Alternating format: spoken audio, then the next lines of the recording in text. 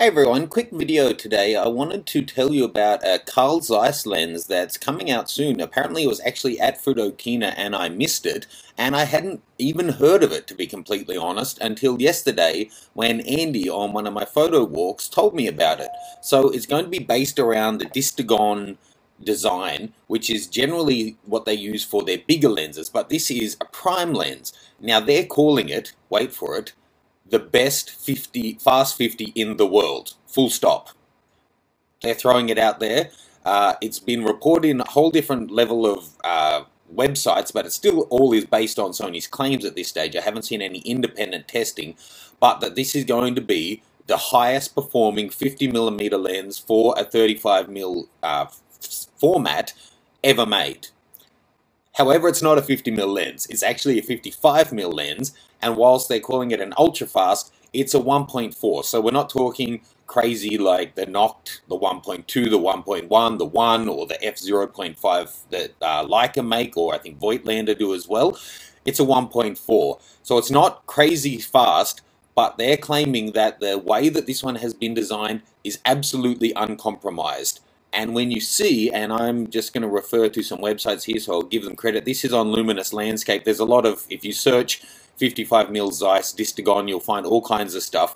However, this thing is huge. So where is it? There we go. That's the one. It's a 1.4, and the front filter thread is 82mm. So enormous. And when you look at it, there's some YouTube videos, I'll pop a link below that talk about it, and Zeiss's own one, the link I'll put in the caption as well below. So a normal 50mm, maybe 6 or 7 elements in the lens. This one has 12. Now people often ask about elements and that kind of thing. Basically, and this is the same reason those hyper primes have so many elements.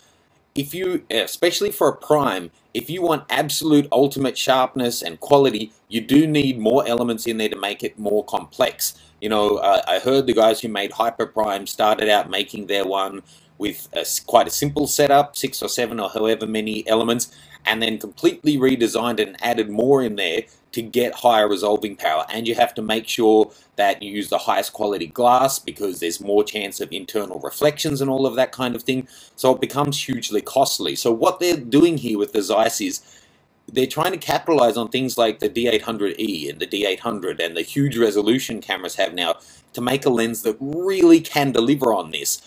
So they're saying this is high performance medium format quality coming from a 35mm lens, and as well as being huge and well built, this is going to be $3,500 for a 55mm 1.4 lens.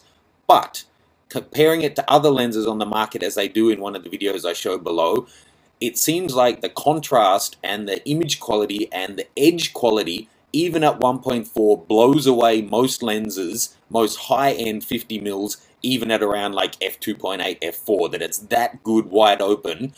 They're claiming it totally revolutionizes the way we look at 50mm and shooting wide open because the quality is still there. The contrast, the resolution, everything is there wide open and in the corners.